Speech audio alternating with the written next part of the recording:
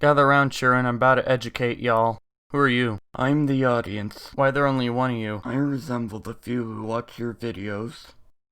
So I really love Minecraft, and I'm sure you do too, though I don't really like it for the common reason most people like it for, like it's a sandbox game with extensive things to do and stuff. I just like the game lore it offers, and not many others understand it, so it's not really anything I can easily start a conversation over, as I'd have to have a whole lot of time on my hands to explain all the lore. And for reasons pertaining to the lore, I'm really not liking this upcoming update. Man, you're so distasteful and ungrateful. Guess what? Chances are your own opinions aren't even from your own judgment. Probably from some YouTuber you worship. I'm just saying. What makes a game so good usually isn't the mechanics of it, it's the theme. And themes most always precipitate lore. By the way, if you don't know what lore is, it's basically, in this sense, the untold or connoted history of something, in a nutshell. Minecraft has a ton of lore. Like its villagers and ancient structures give a lot of it. For example, the villagers and illagers who we see now were likely once one group, as they're the same species. And from lore given by old updates, we can only assume they were called testificates. The strongholds supposedly were built by them probably around the same time they still imbued iron golems. As we know, the strongholds are a sort of prison as well as a bunker and house much magic and wizardry, and as seen by the moss and silverfish are long out of order. Best we can assume is there was a civil war and the testificates split up into what villagers and illagers we see now, as well as what other races have died out long ago. The iron golems that spawn in villages were likely stuck after the civil war and have been since searching for further purpose in life, which is defending testificates, so when they find a village they stay and continue doing what they were brought to life for. Also, you ever noticed how iron golems have 3 elbows? So that's a taste of Minecraft's lore, except for the elbows. And now why I despise 1.16. I beyond hate what Mojang has done with the Minecraft Nether lore. There's no word that can accurately describe how much I hate some of the things that this update brings to the table. Also, the script was written in April, so by the time the video's out, the update may have already been out for ages. Some time ago, I started a new world and went to the Nether for the first time there. I looked around over the lake of fire I was perched above and thought, this coming Nether update is really going to change this up.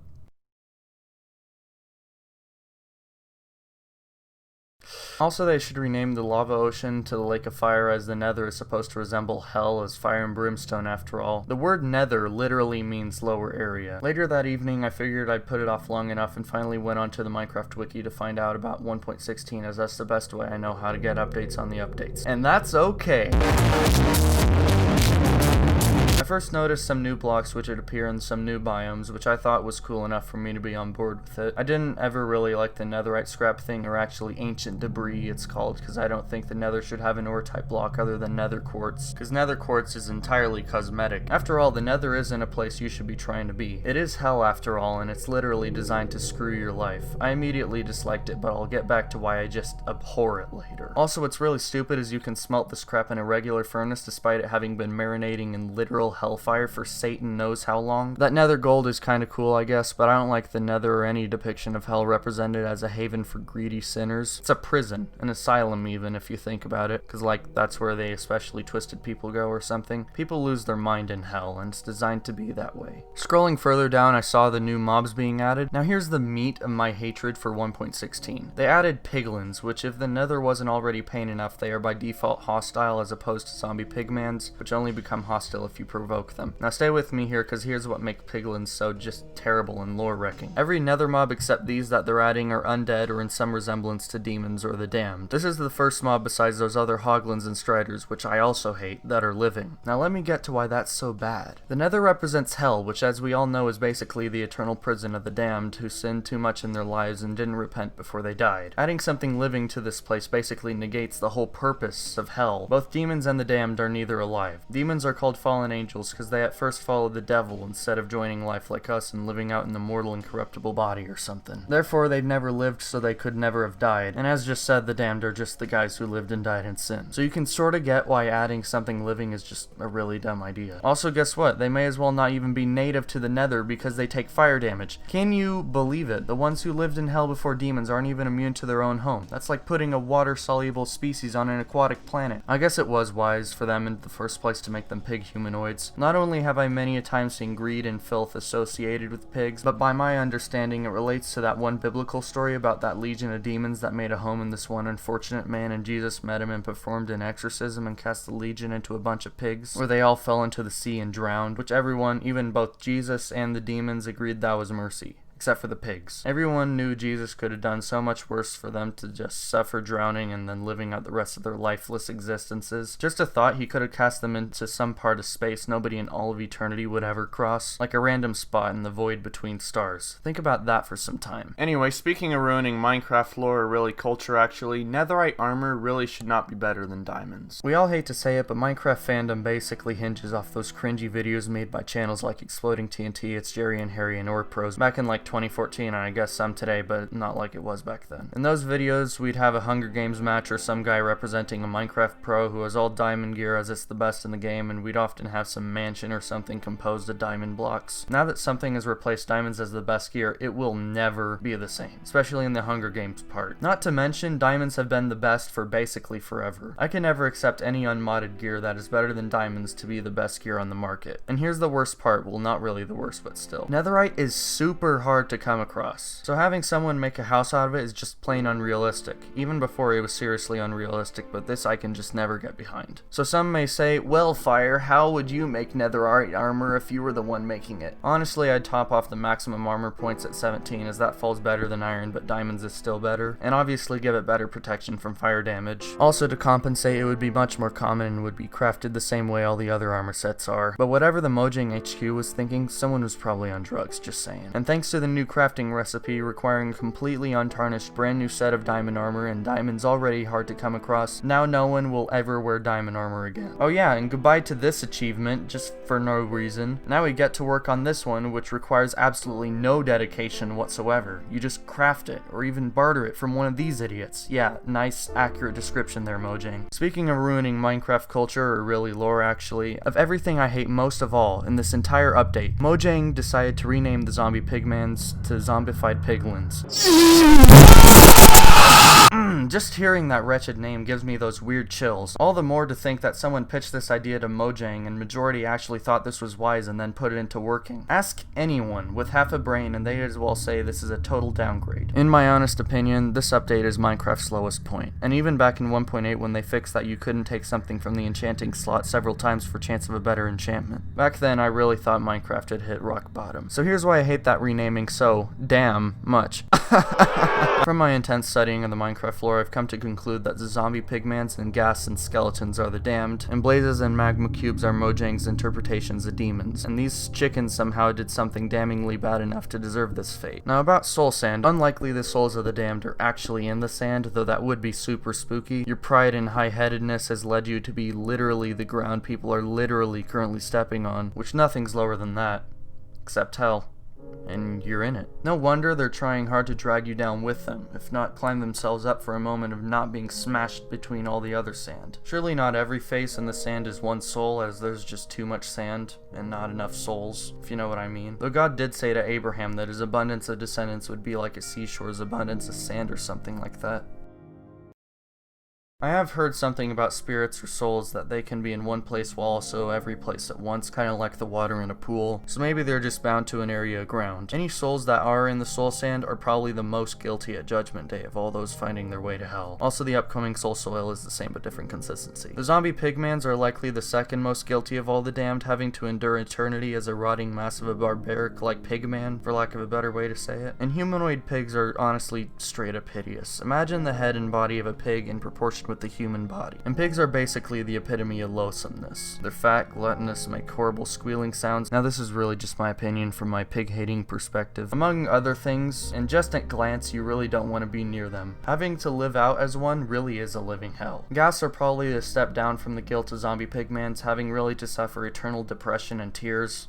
So what's different? Here it is. As you know, when you cry hard enough, your throat gets all dry, twisted feeling, and their throats suffer enough of that to vomit fire from. And on top of that, players hate them, which essentially is their own fault. Now their skeletons are probably just the people who screwed up just enough in life to deserve eternal damnation. They're fleshless and weak and forced to serve in the Nether fortresses under the harsh rule of the Blazes, mainly as guards and warriors. I believe their level of devotion to the fortress and serving evil is shown in their level of witheredness, and if they're withered enough their head falls off before vanishing, they're proving proven worthy to summon the Wither. Just a theory. Remember, they're called Wither skeletons, not withered skeletons. The Wither is probably like a left-hand man of the devil, see what I did there? Probably invented the idea of the fortresses, thus why its servants can summon it, and as seen as a vessel of destruction, it kills anything that isn't already dead, leaving irreparable destruction everywhere as its mark of hell. For sure this is some servant or minion or pet even of the devil or something. It even holds the core of hell, the Nether star, supposing all the evil and destructive forces of hell revolve around it. Why not the devil Satan? Likely because he just leads the demons and the Wither leads the entirety of hell, not including those habitating it. So the next time you craft a beacon, remember you're channeling the dark powers of hell for a simple speed boost or such. But since the beam shoots into the sky, it's probably draining the forces of the universe into yourself by harnessing the powers of hell in the Nether star, which your offerings at iron or diamonds or such really go to demons and not some celestial force like you'd naturally believe.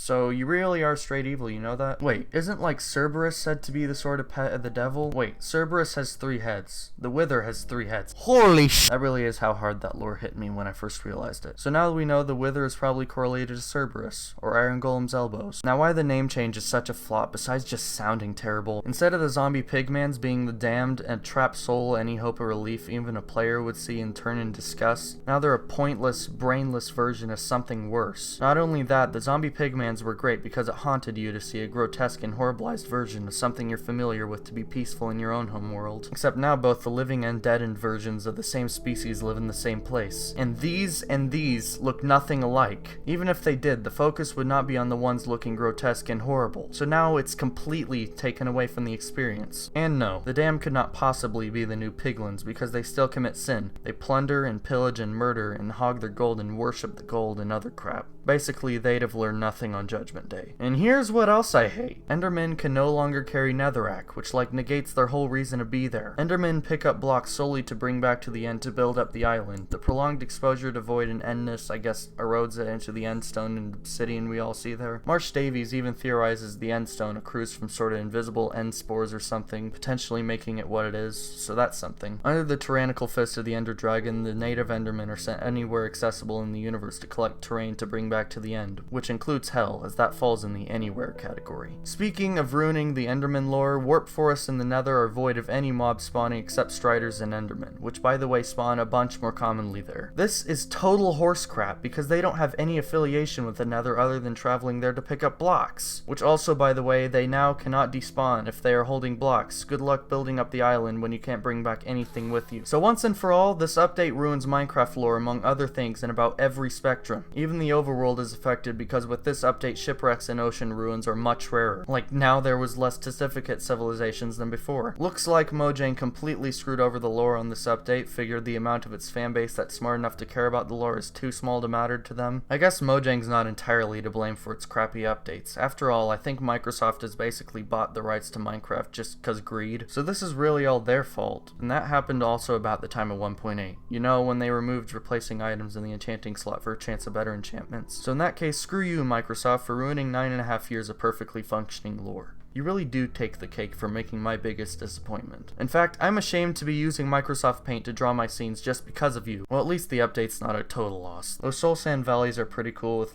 fossil-like structures. Wise of them to have them all skulls and spines and ribs, which means they're likely the bones of huge snakes, which are like the mascot of hell, I guess, of the so many that there are. Satan was a snake, supposedly the only time he ever lived was as a snake in the Garden of Eden. Even in my stories when I depict Satan, he's a huge snake. And hell is pre 1.16 Nether as a running joke that Mojang had to get the design from somewhere. Now I realize they clearly didn't. Those snake fossils are also likely natives, as the Piglins, Hoglins, and Striders are also native. And like the soul fire makes sense that it does twice as much damage as normal fire, because it's probably burning the body as well as the soul, except a soul can't die, so it's probably just pain. Which leads me to think that all the Nether should be made of soul fires, it's supposed to house only souls. Except actual hell probably isn't all fire and brimstone, kinda more like a nice spot in the void between stars. Which we've noticed the Nether has the void both beneath and above it, so that sorta fits, though likely not intended. The word hell, I believe, literally means the absence of God or something like that. And where there is void is nowhere God has touched on. So philosophically, it makes sense that hell would be someplace in the void, or just someplace completely remote from this universe. Except this video isn't about philosophy. It's about Minecraft lore and why update 1.16 ruins it. Hey, that's the name of the video. Since without God there's nothing that comes from God, meaning no light, no peace, no hope, no strength, no relief, no comfort, no air even, no rest, which is probably why the beds explode, not even a ground for us to walk on. So when trapped for eternity in a terrifying and pitch black void where no one can hear you, there's certainly a lot of time to contemplate on your sins. So if hell actually does have any real fire and brimstone in it, it's really just ornamental. Hell is really like falling through the void forever, but you can't die or quit the game, ever. There is no escape. How to compare to us the guilt the damned feel? You know when you screw up something super bad in Minecraft and you wish you could fix it but now you can't? When faced with infinite time, you get to recollect all of your mistakes. Thus Soulfire in the Nether probably just be like not touching a cactus, I guess. Also, Hades and Hercules' head is covered in Soulfire and he lives in the underworld. Anyone notice that? The ruined Nether portals are interesting. They also hint that there was once another adventurer like the player sometime before, as do the end portals because they have some slots filled in, which was either the work of a former adventurer or were just placed there by the testificates, and have since stopped having effect. Theoretically, there could even be some that are still active now. I really think the first ever versions of the Nether are the most accurate, not including the old map theme hell from Indev. I mean the official first Nether involving just the bare fire and brimstone with the zombie, pigmans, and gas. Glowstone never really made sense because this is hell, so there should be no native light whatsoever as previously mentioned, except the fire lighting is sort of inevitable. Also, since this is the most deadest place in the universe, those new crimson and warp forests don't make sense because not even plant life or even fungus should be here. Yeah, I know there was mushrooms before, but that just came with the darkness there already was. All I can say is at least they're not legitimate plants. Mushrooms only live because they feed off decaying matter, and hell has an abundance of hosts for that.